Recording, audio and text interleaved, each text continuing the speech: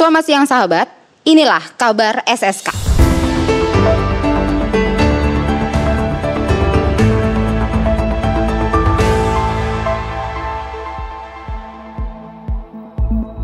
Saat ini kami kembali melaporkan dari Gedung Mahkamah Konstitusi untuk Judicial Review, Undang-Undang Nomor 5 Tahun 2018.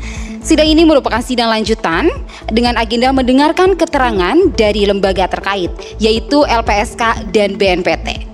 Rekan kami, Hadi, sudah bersama Wakil Ketua LPSK dan perwakilan BNPT. Ya, silakan Hadi. Ya sahabat, saat ini kita sudah bersama dengan Wakil Ketua LPSK, Ibu Susilina Nitias, yang tadi sudah menyampaikan keterangan di hadapan Majelis Hakim. Ibu, kami boleh minta tanggapannya bagaimana tentang jalannya sidang tadi, Bu? Ya, jalannya sidang lancar ya. Tadi kan mendengar keterangan dari pihak terkait, yaitu ada LPSK dan BNPT. Terus kemudian mendengarkan saksi-saksi, ya ini adalah korban, baik korban yang sudah pernah menerima kompensasi dan bantuan lainnya, atau satu orang korban yang belum menerima bantuan maupun kompensasi. Baik Bu, sebenarnya kalau boleh kami tanyakan apa poin-poin penting dari keterangan LPSK yang disampaikan tadi Bu?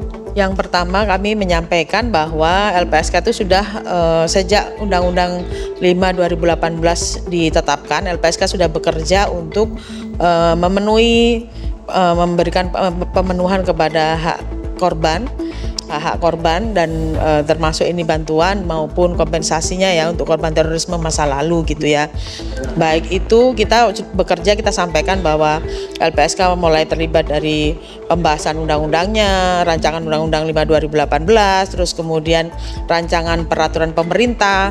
LPSK sendiri juga menerbitkan peraturan LPSK nomor 7 2020 ya sebagai operasionalnya gitu, peraturan operasionalnya.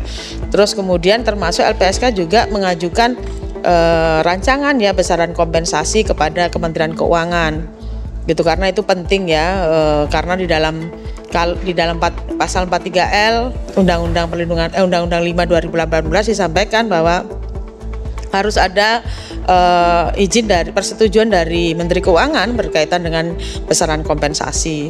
Nah, kita sudah sampaikan semua di sana, termasuk rincian bagaimana LPSK kemudian memeriksa korban misalnya, dan kemudian memutuskan apakah korban ini mendapatkan kompensasi karena meninggal dunia atau karena luka berat atau karena luka sedang atau luka ringan gitu ya.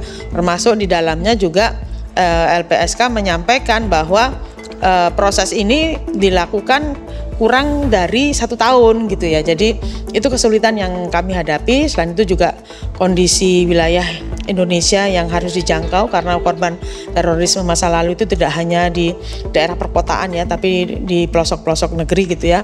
Termasuk pada saat itu ada peristiwa COVID yang kemudian menghambat dari pemenuhan hak korban terorisme masa lalu itu untuk mendapatkan kompensasi maupun bantuannya. Baik Bu, jadi setelah tadi ada disampaikan mengenai tanggapan dari LPSK, nanti jika seandainya Majelis Hakim mengabulkan Bu judicial review ini, apakah kedepannya tadi Ibu sudah sampaikan ada tantangan, apakah kedepannya akan ada perubahan-perubahan dari langkah-langkah yang akan diambil oleh LPSK Bu? Ya pasti ya, jadi yang dulunya sudah ditutup gitu ya, sudah nggak ada lagi yang karena batas waktunya sudah lewat, maka akan dibuka kembali. Kemungkinan besar seperti itu kalau memang diberi putusan dari Majelis Hakim Mahkamah Konstitusi ini positif gitu ya bagi korban.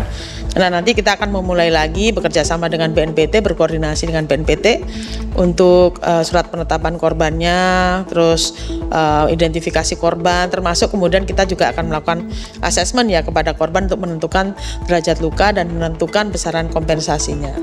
Baik, terima kasih banyak Bu Susi untuk waktunya. Dan sahabat, itulah tadi wawancara dengan Ibu Susi, dan selanjutnya kita akan mewawancara Direktur dari BNPT. Bu Susi, terima kasih.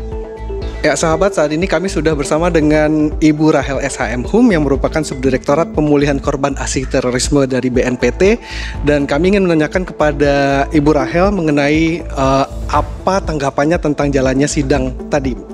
Kami BNPT itu ditetapkan sebagai pihak terkait oleh MK dan Tadi kita telah memberikan keterangan dan membacakan keterangan dari pihak terkait yaitu BNPT sesuai dengan tugas dan fungsi BNPT sebagai representasi negara, bahwa negara itu hadir, dan kami menjelaskan mekanisme penerbitan SURTAP, surat penetapan korban, kendala dan hambatan yang dialami oleh BNPT, serta capaian kinerja BNPT yaitu Subdit Pemulihan Korban Aksi Terorisme.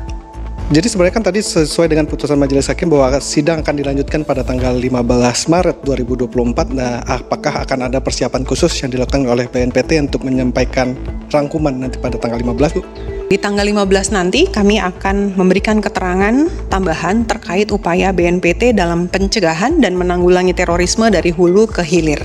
Dan yang terakhir mungkin karena memang ini adalah titipan ya Bu ya dari para korban yang akhirnya mengajukan permohonan untuk judicial review terhadap UU ini, apakah ada harapan khusus juga dari BNPT terhadap nanti putusan dari hakim terhadap judicial review ini, Bu? Harapan kami adalah hakim dapat semakin terang untuk melihat segalanya dan dapat memberikan keputusan yang seadil-adilnya. Amin. Terima kasih Bu Rahel, terima kasih untuk waktunya, dan semoga nanti putusan majelis hakim sesuai dengan harapan semua pihak. Dan kita kembali ke Nanda yang ada di luar ruang MK. Demikianlah kabar SSK dari Mahkamah Konstitusi. Terima kasih sahabat telah menyimak perkembangan sidang Judicial Review Undang-Undang Nomor 5 Tahun 2018. Sidang akan dilanjutkan tanggal 15 Maret dengan agenda simpulan dari pemohon dan pihak terkait. Kami akan terus memberikan informasi terkini seputar proses hukum. Saya Nanda dan tim yang bertugas mengucapkan terima kasih dan sampai jumpa di liputan berikutnya.